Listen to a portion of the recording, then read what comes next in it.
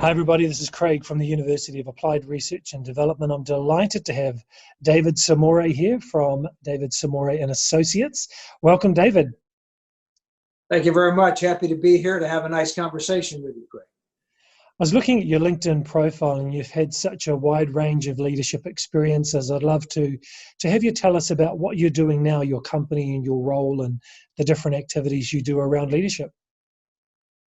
Well, after putting in a full career with a large public American school system as mostly principal, of the 35 years I served there, I spent 24 years as a school head, as a principal.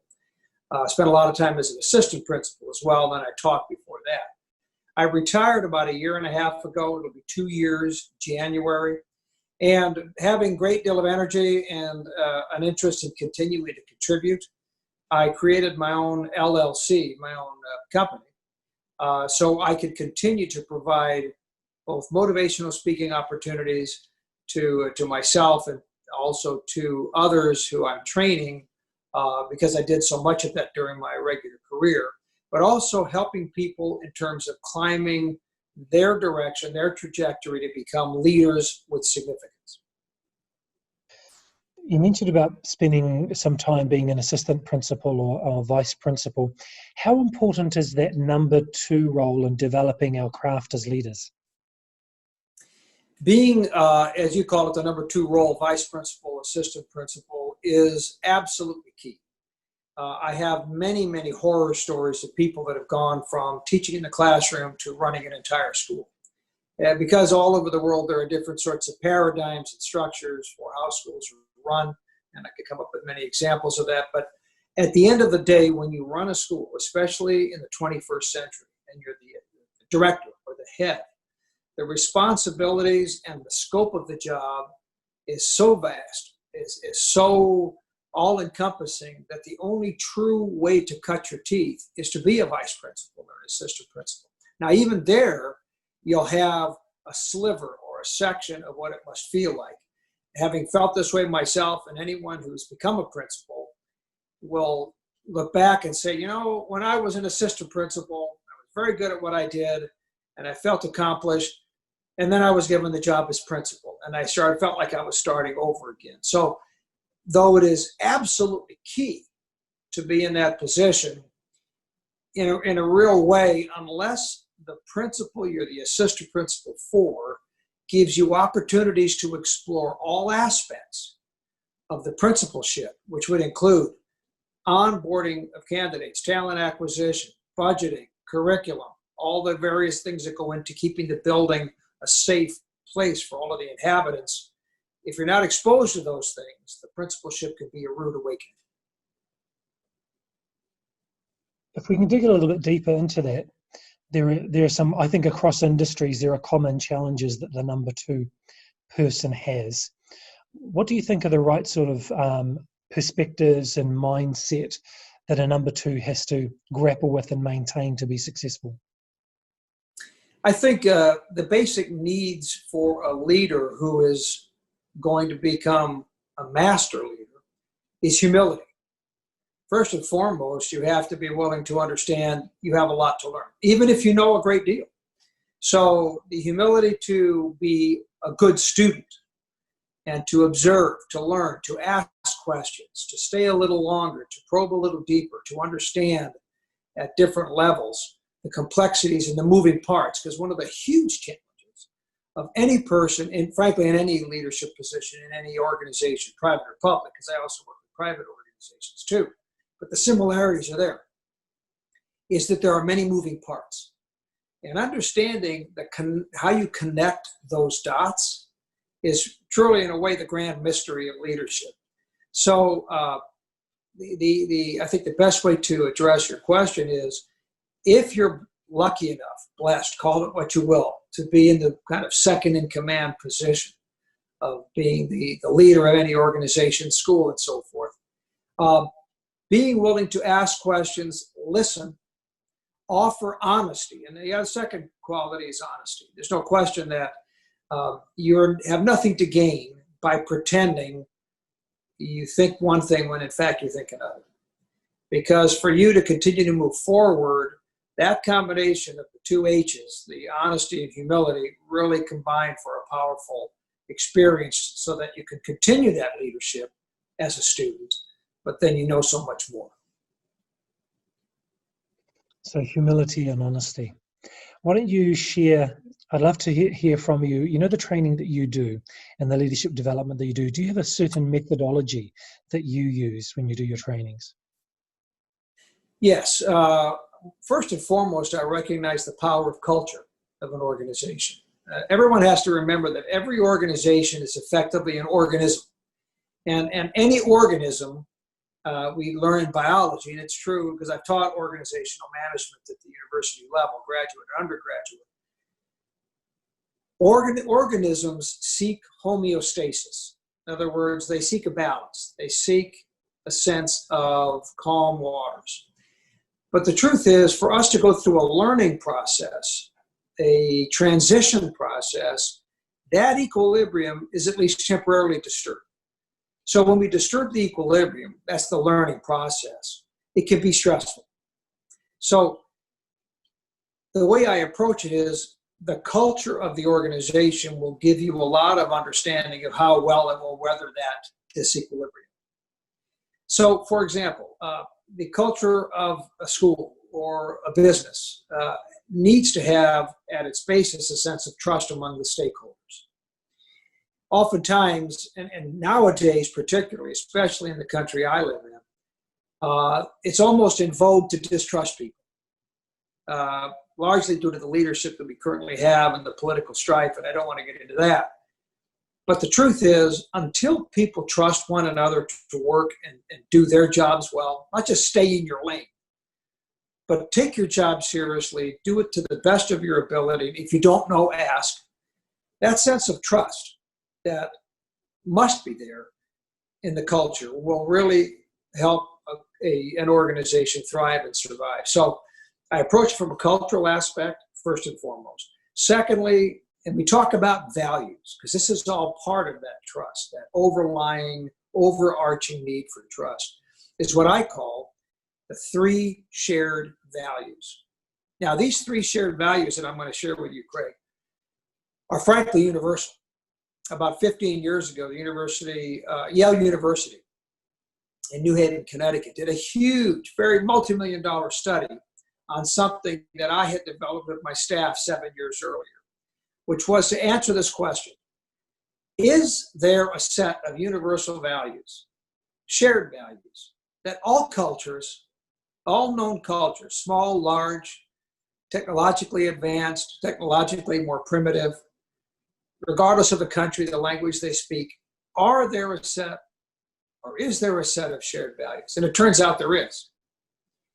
And the Yale study and my work with 27 teachers one summer, it was remarkable how it turned out to be the same, yielded there are 3 shared values. And all cultures operate healthily, whether it's a business, whether it's a school or a family, if these 3 values are in place. Number 1, respect, mutual respect.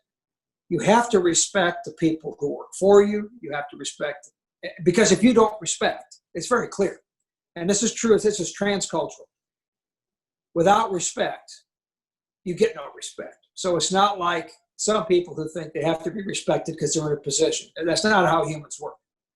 You respect openly, you respect everyone. The second one is responsibility. Take responsibility for your actions. Again, this is transcultural. This is international. There's no culture that doesn't have these 3 shared values. So people who blame others for things they did quickly deteriorates in an organization, quickly creates a toxicity in the organization. And the third one, which frankly, many organizations will know that they need to do the first 2, but they will often ignore this last one, which is relationships. So in a way, it's 3 R's: respect, responsibility, relationships. Relationships, how you interact with each other, and this goes back to the culture of the organization. We're all connected. Everything we do, good or bad, affects those around us. So it is that stone tossed in the water, the ripples reach distant shores. No one operates in isolation. So if you do something that's good for our organization, that benefits others, it benefits far more many people than you may know. And if you do something that's toxic or detrimental to the organization, that too has a way of hurting others. So I always begin my training, for example, I'm just working a contract with a private school that is determined to be the best private elementary school in the state of Florida. Well, that's fine. They know they've got work to do, and I'm going to help them kind of see some of the things they can do in a different way, better, I hope. But it's going to start with those three shared values. Must be exciting to work with an organization which has a big goal. Repeat the question. Must be exciting to work with an organization that has a big goal like this. Oh, yes. But understand that that is true. Because that's quite a goal to have, of course. There are a lot of metrics to determine how you're doing on your way to that goal. But at the end of the day, this is the surprising thing, because in my own experience as a school leader, we were able to rise to the top of quite a number of metrics in spite of the things that people thought about what our school could do, even people within our own district. I was the principal for 18 years of a middle school, Title I, a lot of poorer children, very few white children in the school. But we outperformed so many other schools because we put these sorts of culture aspects in place, we monitored them, and we were consistent. In other words, those three shared values will lead to greatness, but even the leader of the school has to exhibit them. It can't be that, well, the children need to respect me, but I don't need to do that. No, it has to be seen everywhere. Parents come from off campus, a visitor. Craig Hansen comes from off campus. Yes, even visitors have to abide by those three shared values. And the funny thing is, Craig, when you work with a school that has lofty goals, when they understand that it's the mystery of how you get there really isn't a mystery, it's actually fairly simple. It's just very hard to do. And the reason it's hard to do is because you have to stay consistent. You have to never lose sight of your mission. And frankly, that's very, very easy to do. Most organizations fail because of that. They'll change leaders. They will have one trajectory with one mission, and then someone else who says, well, I've got to do it my way. Why? Well, that's your ego you're satisfying. You're not really helping the community. But this is something that leaders sometimes are tempted to do, is to leave their stamp. Well, that's okay. You'll leave your stamp because you're different. You can't avoid that. But you also have to remember what rocket ship, what flight pattern, what trajectory is this school on? So when someone comes in, and that's another advantage of an assistant principal, especially if you work at the organization, is you already live that culture. So you don't have to learn it from the outside. So you were leading the school for 18 years, I think you said. Do you think that there are the benefits of longevity in having the same leader for a longer period of time? I would have to say absolutely, if it's the right leader. I think the key really is determining who that leader is. And I'll give you just a real quick scenario. In fact, it was just a couple of days ago, I celebrated my 20th anniversary of taking that school over, August 16th, 2000. I remember it very well. And there had been interviews for the principalship. And at that time, they had a huge panel of people where at the table, and I interviewed, there were 15 people around the table. There were parents, school district personnel, community leaders, business leaders, teachers. They even had a student. And frankly, that's a great idea, because that way you have this variety of stakeholders. So imagine you're sitting at a table, all of these people, you really don't know anyone. And they ask you questions about how you handle things. And I remember at the end of that interview, they always ask this question, was there anything else you'd like to share? So I said, yes, I would. I said, I am going to give 100% to the children and always put them first above all others. The children will matter more than everyone. And if that's the kind of principal you want, I'm your guy. If that's not, I'm sure you have other candidates. I got up, thanked them, and I left. Now, they were looking for someone bilingual. I speak multiple languages, and they wanted someone that spoke Spanish, which I do with native fluency. They picked me. I already knew this culture because I had a house and raised our children in the same community some years before. The point was, I do believe they picked the right person for that school. So I was able to continue doing great things because I completely embraced the school and they embraced me. When that happens, yes, longevity is huge. Unfortunately, there are some people who are in charge of the structure of organizations who hire leaders. And they have, frankly, which is, and I'm not even sure in private enterprise it's a good idea. They have this notion that they have to impose leadership change. I've seen this happen. Or they will say, we don't leave principals in any one school for more than 3 years, which frankly is foolish. Because for a principal to be in a school 3 years, it really is in your third year that you're actually starting to hit your stride. It takes at least 2 years to gain the trust and the faith of the people you're working for as the principal. So, yeah, your question about longevity is an excellent one. I think as long as things continue to go in a trajectory that is improvement, where students always come first, I think many years can be very beneficial. If, on the other hand, you've got someone that's really a bad fit, it's poisonous for the school. You need to change horses. Right. David, in the few moments that we have left, I'd love for you to share your ideas about how aspiring leaders can seek out certain learning experiences to prepare them for the next stage of their development. The suggestions I would give are a couple. There are many, but I will just focus on a couple. First of all, seek out experiences for deficiencies you know you have. So, for example, if you don't know anything about budgeting for a school and you're the assistant principal, and that is true, that happens. And these are things, of course, you ask your principal. And if your principal says, I don't have the time, go elsewhere. Seek out those who know more than you. Take your deficiencies, build them into strengths. That's one. Two, never say no to an opportunity to know culture better.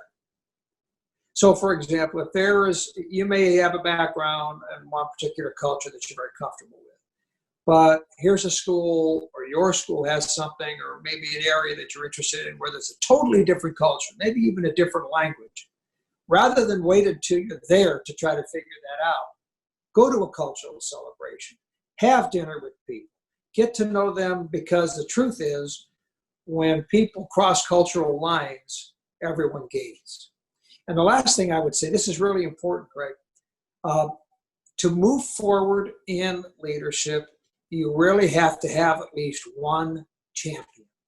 Someone that is your biggest fan. Someone that says, I think Craig Hansen is the next great thing. Now, if you do not have that person, it can be very frustrating, because that person has to be in a position and have a reputation of being listened to. Because if it's someone that no one pays attention to, that champion really can't help you very much. So that requires the assistant principal, the aspiring leader, look around, and if you don't know anyone, take them to coffee. Call them up and say, I'm hungry to learn. I've heard great things about you.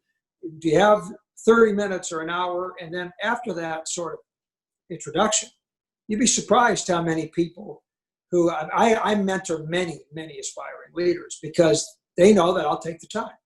And they know that I'm not interested in getting paid. I'm interested in making the world better because they were there. That's fantastic.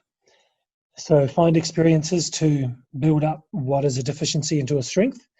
Never say no to learning about culture, and find a champion who can open the door. That's it. That's fantastic. David, we're going to put with the show notes, with the description, with the video, your LinkedIn profile. What's another way for someone to reach out to you if they want to? I'm on the major streams for social media, so I'm on Facebook, Twitter, and LinkedIn. I've just started my own YouTube channel, which frankly, that just started about a month ago. I'm expanding that to where at least every 2 weeks I'm posting a 10 to 12 minute well, I vlog every week. If a person were to look at the social media, they would see that I post a 1 to 2 minute vlog every Wednesday in 2 languages. I do it in Spanish and I do it in English, so I can reach as many people as possible. So I vlog, but follow me on YouTube, LinkedIn, Twitter, or Facebook, or I missed one already, Instagram. So all of those things I think are a great way to follow what I do and get more information about specific leadership training that I do, because I'll focus on my YouTube channel on something specific. For example, I just did one on how to enhance success in interviewing skills, because interviewing isn't quite as easy as, it's not really hard, but a lot of people miss the mark. And so following me on YouTube is a good way to do that, or watching my weekly vlog is. David Samore, thank you so much for your time and sharing your wisdom. Well, Craig, it's been a pleasure. I just wish I could go ahead and say, let's go out for a beer. We'll get to know each other better. But maybe that opportunity will come when I get out to New Zealand, because my brother-in-law wants to go there. So don't be surprised if I say I'm coming. It might be a year from now. I don't know. And we'll have that beer.